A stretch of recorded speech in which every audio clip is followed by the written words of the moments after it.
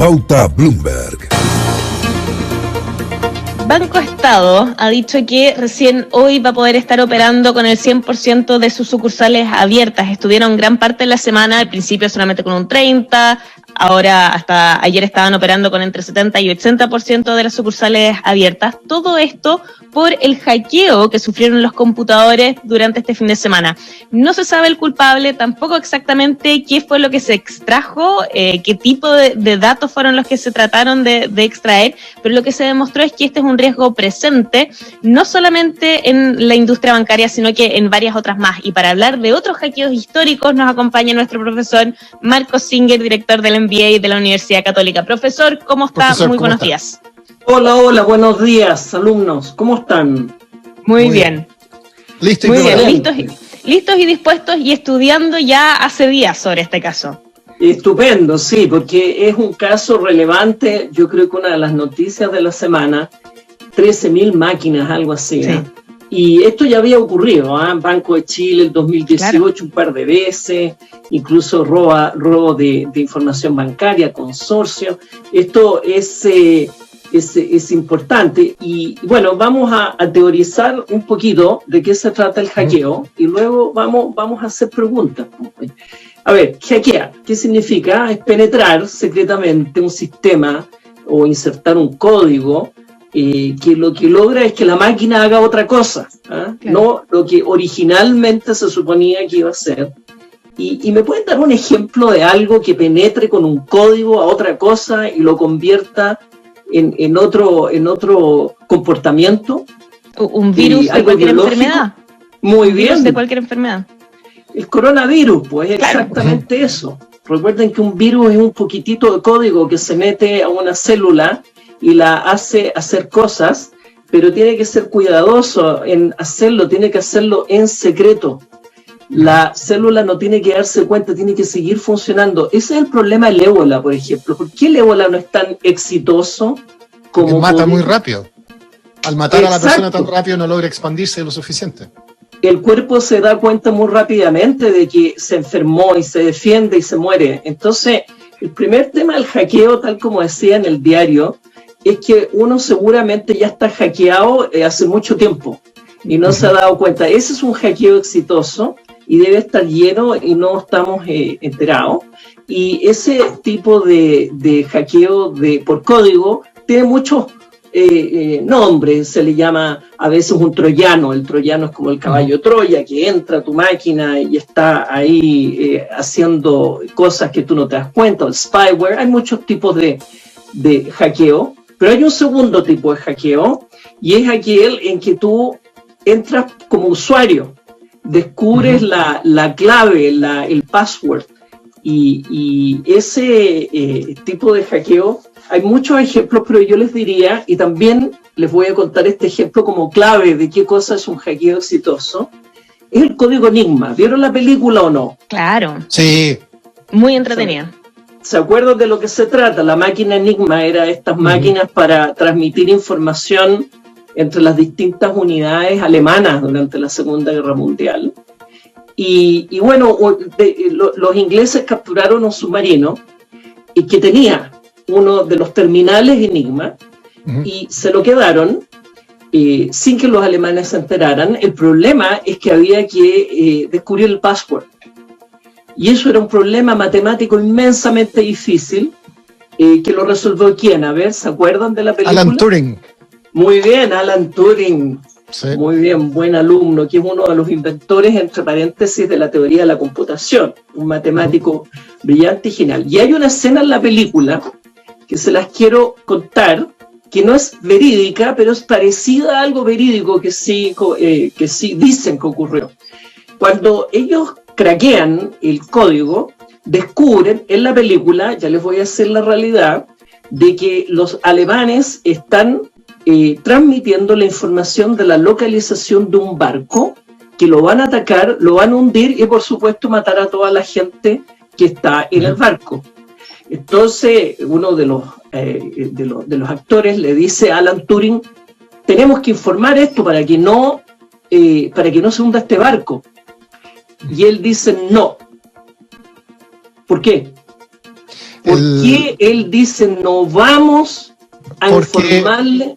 A ver, sabe que si informa y el barco se salva, los alemanes van a sospechar de por qué este barco supo cómo evitar este ataque.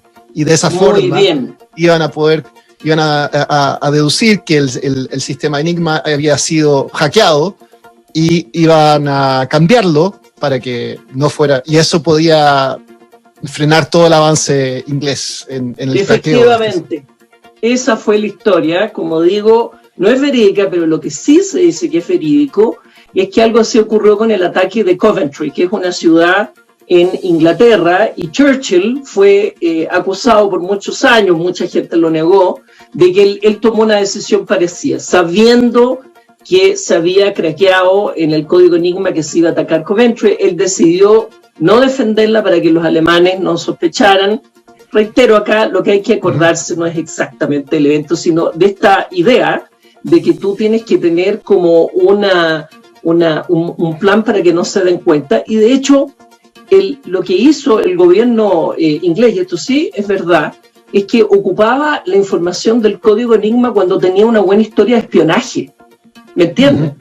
O sea, cuando fuera viable de que la información, que en realidad la obtuvo un matemático, pareciera que la obtuvo un James Bond. Sí.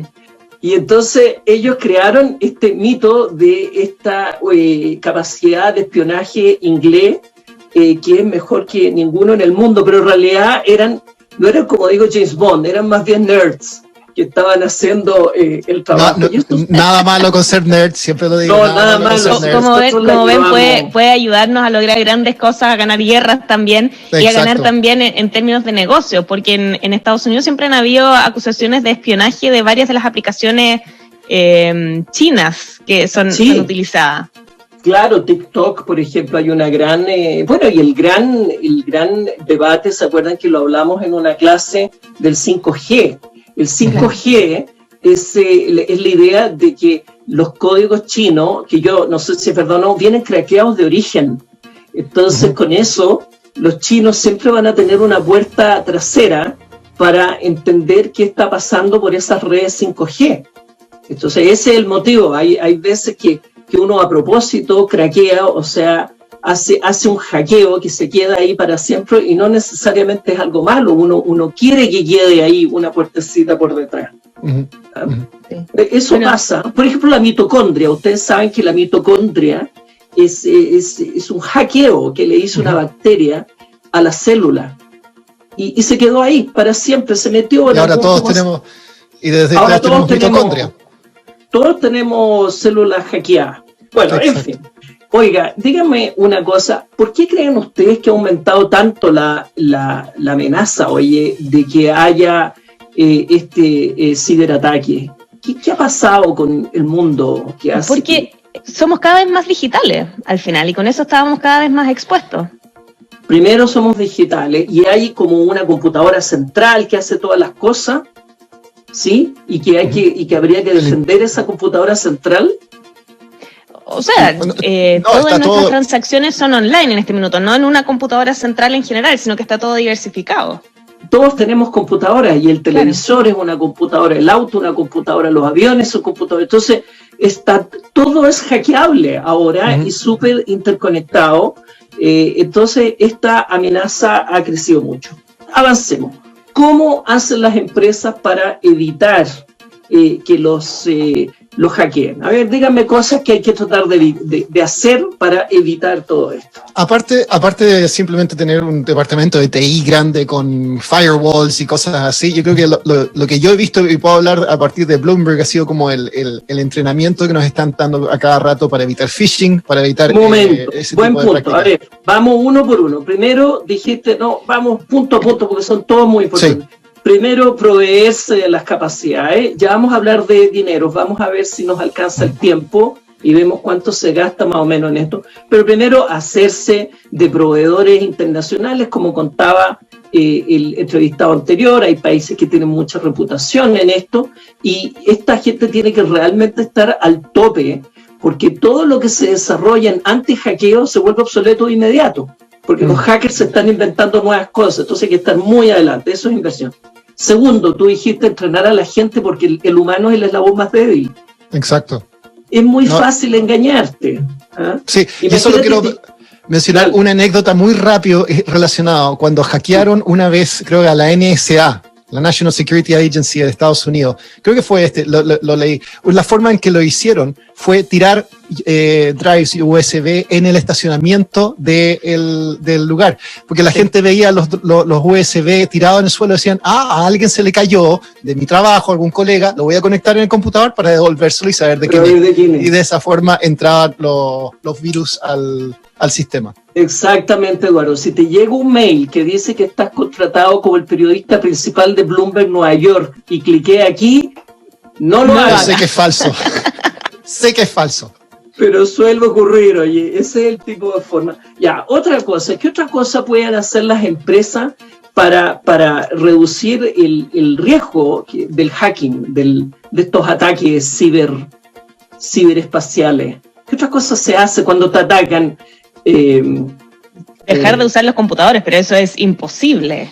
No, muy bien. Tienes que tener un plan para dejar de usar los computadores. Tienes que estar preparado.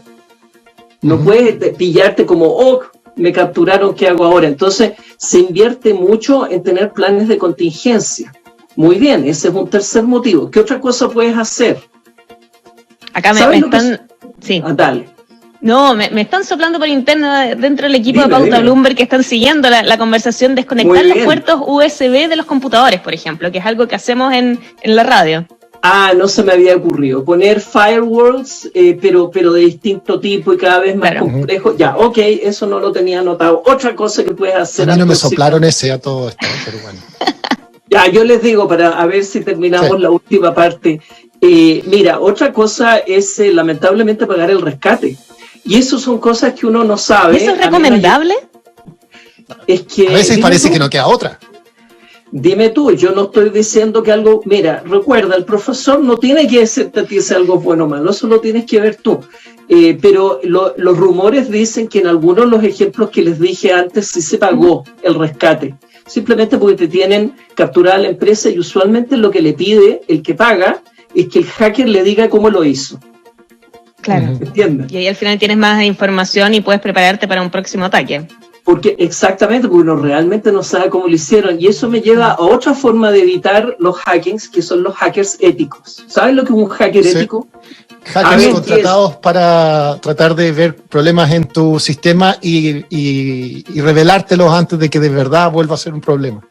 Exactamente. Por ejemplo, Facebook paga a los hackers éticos para si logran hacer la entrada, y lamentablemente uno de ellos, en vez de recibir el dinero, hackeó la página de Zuckerberg y no le pagaron nada, porque la idea era, te pagamos si tú nos dices antes, no si nos hackeas. Así que esa es la última manera. Y para ir cerrando, díganme usted, ¿cuánto uno invierte? ¿Cuánto uno está dispuesto a poner para que no le pase esto de los ataques? ¿Cómo uno calcula los riesgos? Ya lo hemos hablado en otras clases. ¿Cómo uno evalúa el tamaño de un riesgo? ¿Con dos números? Sí, o sea, viendo cuánto es el porcentaje de los ingresos que podrían verse afectados, por ahí de repente se podrían calcular. Eso es el tamaño del daño si es que me hacen daño. Y eso lo tienes que multiplicar ¿por qué? Por la probabilidad de que eso ocurra. Por la probabilidad, recuerda. Entonces, la medida que las empresas son más dañadas porque son, por ejemplo, más digitales, una empresa de telecomunicaciones, una banca, se daña mucho menos si es que hackean, por ejemplo, una fábrica, estoy inventando, aquí hay que medirlo bien.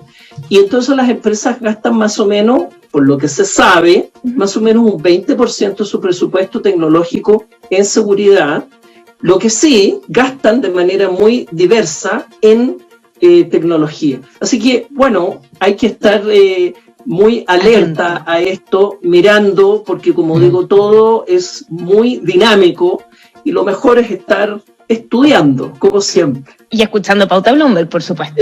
Bueno, eso es, estudio. De eso se trata.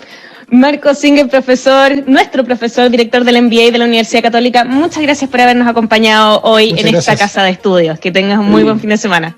Chao, que les vaya bien. Chao.